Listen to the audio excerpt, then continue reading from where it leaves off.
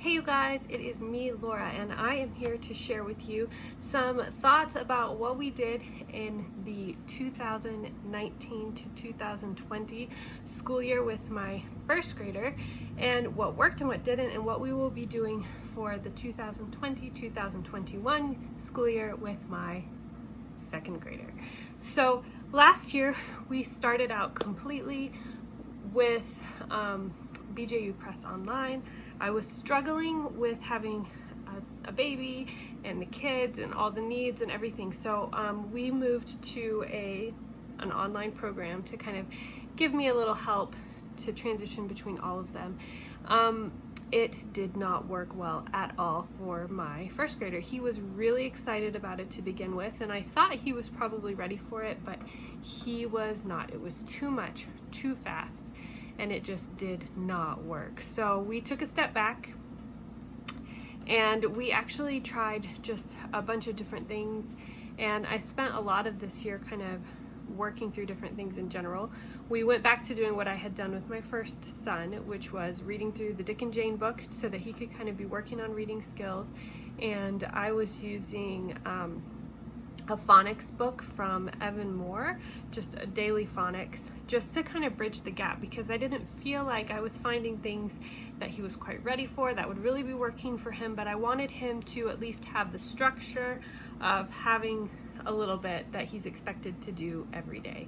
Of course, he's been always doing our group subjects with us as well, so he's learning from that. I didn't want it to be too overwhelming either.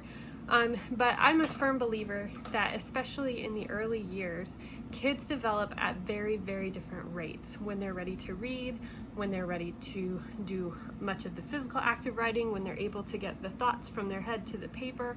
All of that is going to be very different from child to child, and the way they approach it is very different.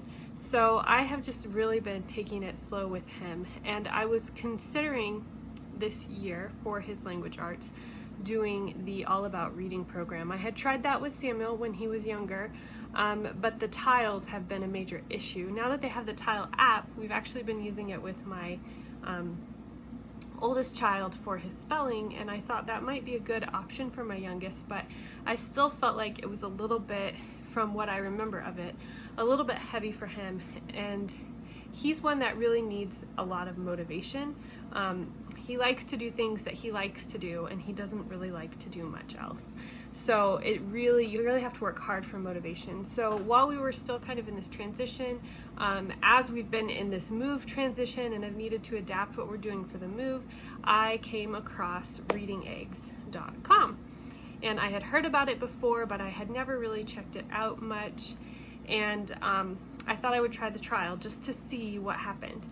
And it is perfect for my up-and-coming second grader. He loves it. I think it's about the right pace. We can pace it as needed. If it's getting too hard, we can slow down. If it's easy, we can speed up.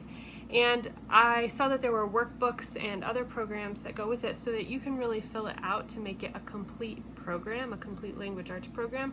But you don't have to buy the workbooks, because they provide all the worksheets for you online as well. So what we'll do with these is he will do a lesson, and usually he does about a half a lesson per time that he sits down with Readingex.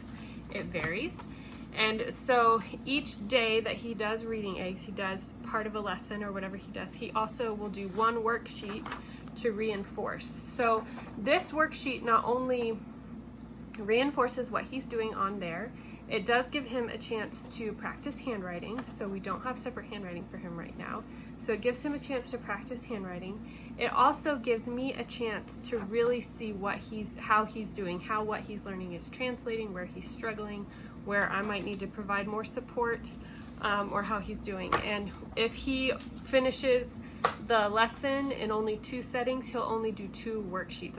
I'll look at the worksheets. There's 4 worksheets, and then there's also some other additional pages that I don't use. But there are 4 worksheets per lesson, and I will just pick the one that I think is going to be best for him, and then he'll do that. And that has been working really well. he did finish Dick and Jane, and they do have books that he will read to me. Hey Mama, I can read this book, that go with what he's learning in Readingex.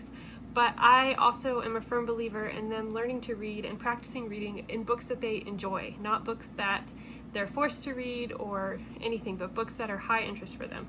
So we have a bunch of these I Can Read, My First Readers and Other Readers, and basically these or any other book, what I'm doing right now is letting him pick the book, and we're just going through it slowly. So the first day we will read the title, and we'll read maybe 1 or 2 pages together, and we'll stop, we'll talk about any words that are hard, we'll go through them, and that will be all that we read for that day. The next day we come back to the book, we read the title, we read what we had read the day before, and then we'll add another page or 2 to it. And what this is doing is this is giving him the words over and over again. It's giving us a chance to talk about the ways that words work that he's learning here in Readingex, but he's doing it in books that he loves and books he's excited about, and books that are high interest. So he wants to read it. I don't have to make him read it. And a lot of times I actually have to pace him, because the danger that I've learned is that if they go too fast, then he doesn't actually remember the words well. So even though he's excited and wants to keep going, it's good to pace him a little bit. I would say that if he did a book like this in 3 settings, that would probably be the max for his level right now. But it's a great way to build his confidence. So this is what I plan to keep doing. Right now our books are limited, but we finally, I think, have a move-in date. If nothing goes wrong, we have a move-in date for our new house, which is super exciting, which means we can get more books out and read. I did bring several of these with me on our move, so we do have quite a few, and my mom sent me some as well.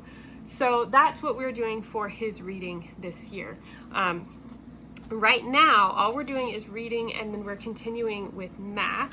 He actually just started math level 3 from Masterbooks. Now he is obviously ahead in here. If he does anything like my oldest, this will take him more than this year to complete, because there are some really hard concepts in here that it starts. And if that's what happens and we need to take a step back, do more games, do more other activities to kind of build, that's fine. This book does get into multiplication, and he is only 7, and he has a math brain, so he might do totally fine with that. But if the concepts are too difficult, then we'll just slow everything down, pull in some other stuff, and then come back and pick up where we left off. I'm totally okay with that. So we're doing that. Now, once he is reading well and is confident in that, which I don't know how long that is going to take, but once that happens, we will, I'm not sure what we'll do with Readingex at that point, if we'll continue with it or not, but I have a few options ready so that we can just kind of play things by ear and see how it goes. So once he's reading well, once he's able to do some of the basic synthesizing of what he's reading, we will incorporate language lessons for a living education level 2, and this has just some really basic sentence writing and things like that. So every day he will start, or every week we'll start with either a story or a picture study or a study of a psalm, and we will read this together. He's only meant to read the highlighted portions, and I am meant to read the rest, and then we'll talk about what we read. And then usually on the back there is a review, a simple review activity, so he'll do that.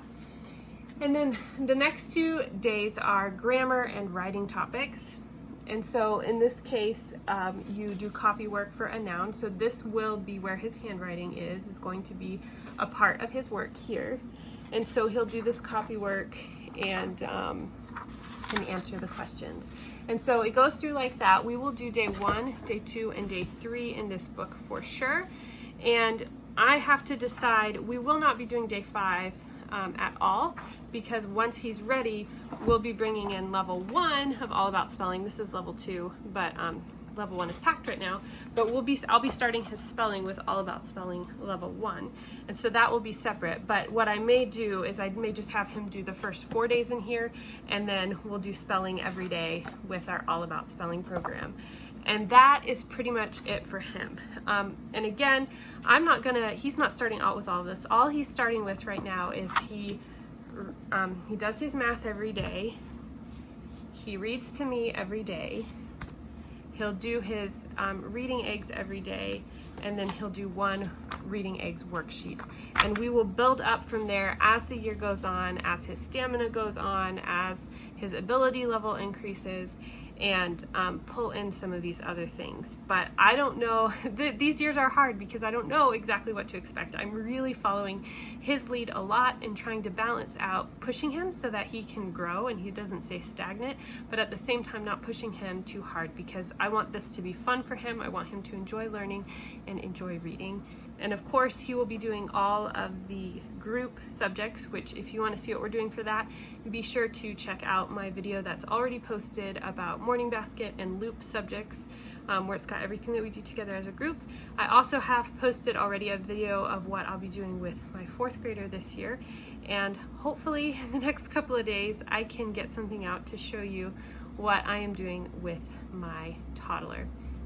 I hope that's helpful for you. Let me know if you have any questions about any of the materials here. I guess I didn't show you much of the math.